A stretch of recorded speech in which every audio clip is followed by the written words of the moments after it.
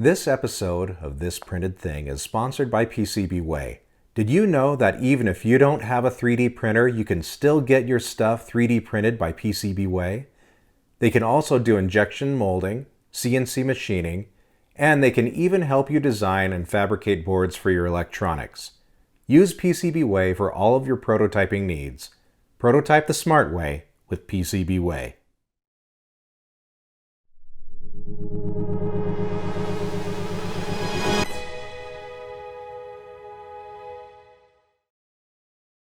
Hey YouTube, welcome back to This Printed Thing. My name is Mike and I like to 3D print things. I have a small army of Bambu Lab X1-Carbon 3D printers, and the last time that I bought a 3D printer from Bambu Lab, they sent me this Kit 011 clock mechanism. So I decided I better do something with it. So I started searching Maker World for the perfect clock design, and I came upon the dynamite clock. This clock was designed by Robert Crow, and I also found another design where it's the same basic concept from the same designer, just in a vertical position rather than a horizontal position. So I made a short form video asking you all which model you think I should do. And the responses were overwhelmingly in favor of... Okay, there were only 3 responses, but those 3 responses were overwhelmingly in favor of the vertical orientation. So that's the one we're gonna go with. Let's get to work. So here's the open project in Bambu Studio, and you can see we have 9 plates here. So let's kind of go through each part and see what it is. So looks like this is basically the clock part that you look at to know what time it is. Looks like you got some caps for the dynamite pieces. I'm guessing this is like the place where you actually set the clock mechanism. And if you look at the underside of this, yep. So yeah, I'm guessing the clock mechanism goes in back of there. Oh, you know what? Looks like there is a blow up or an exploded view of this dynamite clock. So yeah, that's what it all is. So you have tops and bottoms of the dynamite. The dynamite itself, this is actually, I guess, where you set the clock, or maybe this piece sets into that is what it looks like. And then kind of the bands that go around the dynamite, and you've got various hand mechanisms here. And I'm not sure what these little thingies are. If we look at the exploded view here, oh, I'm guessing, okay. Oh, and then you have the fuse here that I'm guessing you 3D print that and then just use pieces of filament to go from the top of this to each one of these caps. So let's print this stuff, and it wouldn't be a This Printed Thing video without time-lapse videos, so...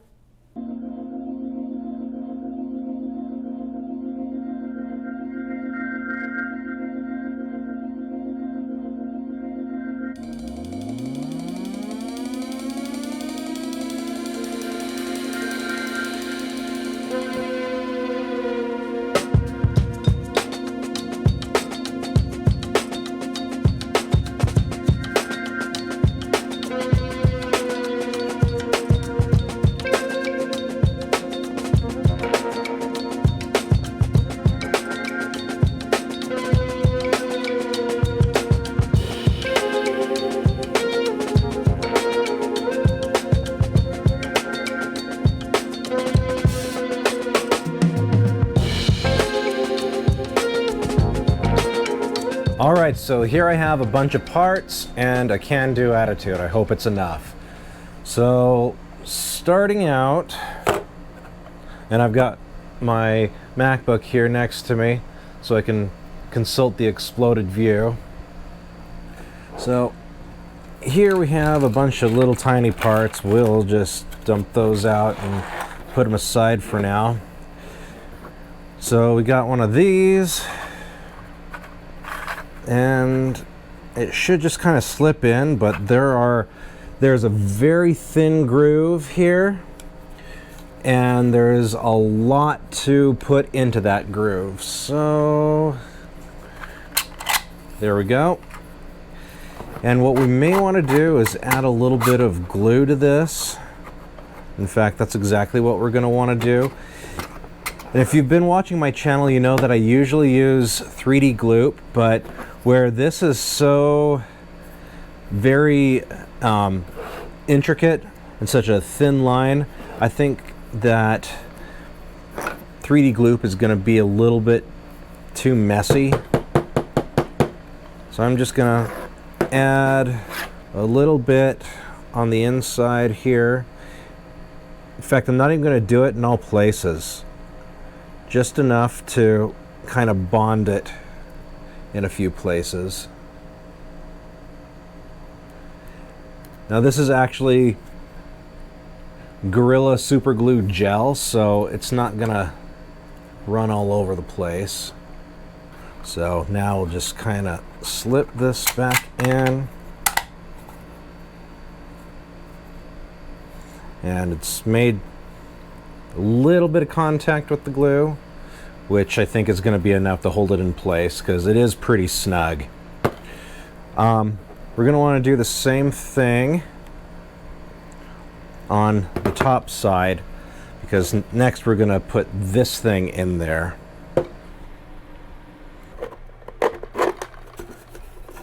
There we go. So it fits snug together. You can still see the word dynamite written on all of these sticks.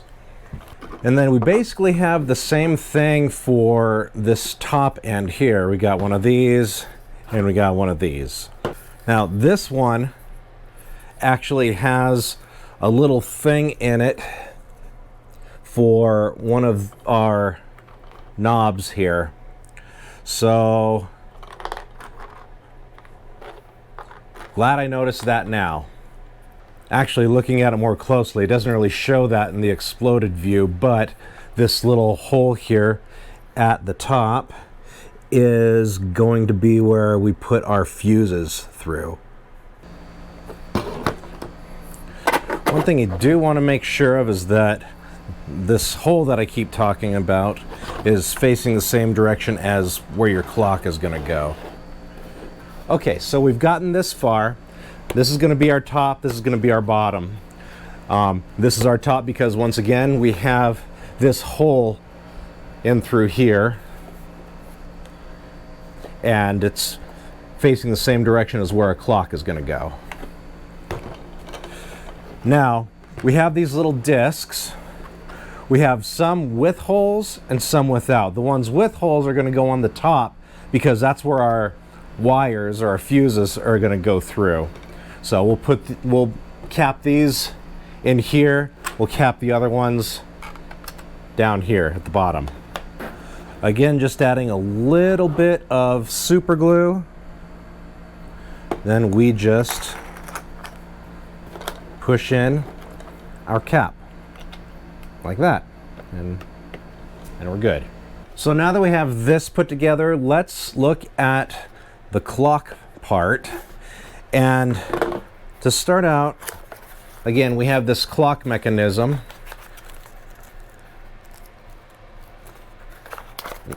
I've not taken this out of the box yet, so I'm not entirely sure what to expect. But it comes with some basic hands here that we can use, but we did print our own. One of them actually saying boom on it. So we have our clock face, we have whatever this is called,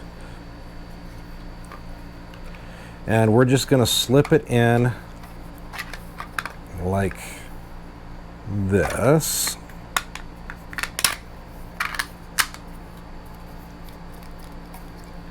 And actually that's wrong, because we have these holes here on top that we want to be aligned with the top of our clock. So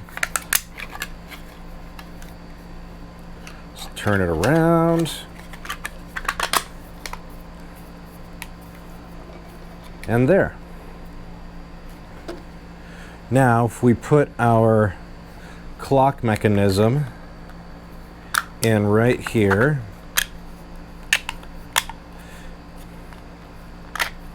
And our clock face wants to come out of this. So what I'm going to do is I'm going to add just a little bit of super glue to the inside here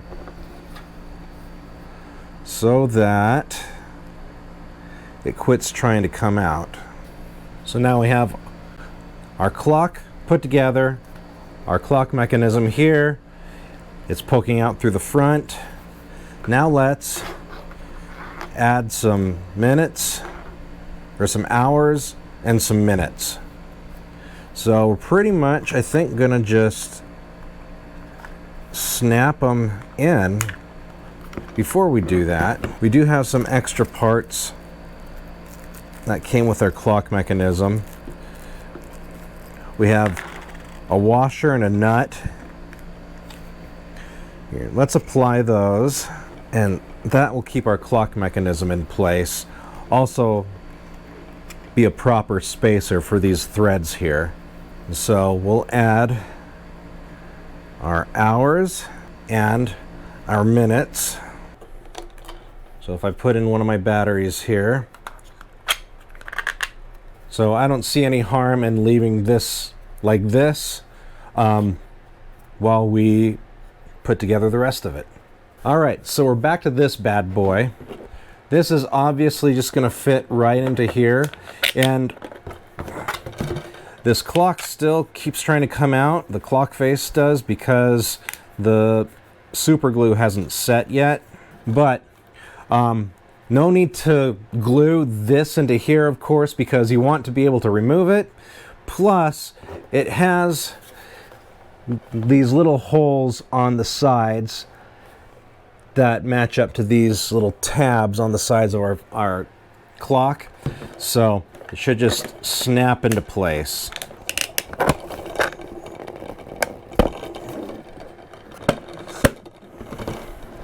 And there.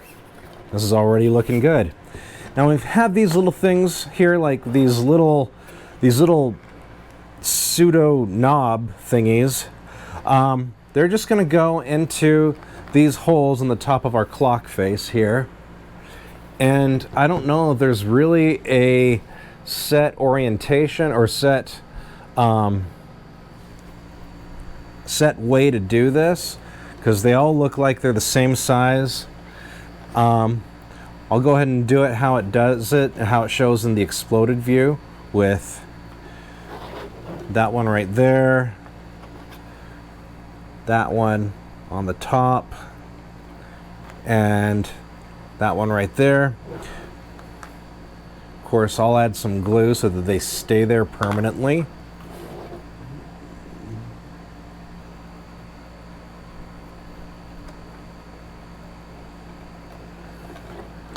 And then this guy, we talked a lot about this little hole right here.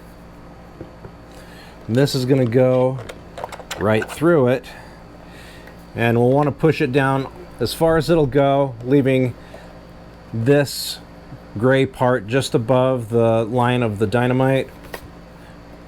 So it looks like it's going down into the clock. And then we'll want to take the same yellow that we used to make this.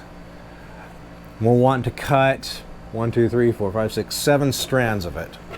How long do we make it? I don't know. Probably not too awful long. Like maybe 6 inches-ish. Alright, so that's 7 of them. And then you just poke them through these holes here. And then you'll arrange them into the center of this guy right here. And maybe it's easier to do that first and then put them through the holes. I don't know. This is my first time doing this too. And there we go.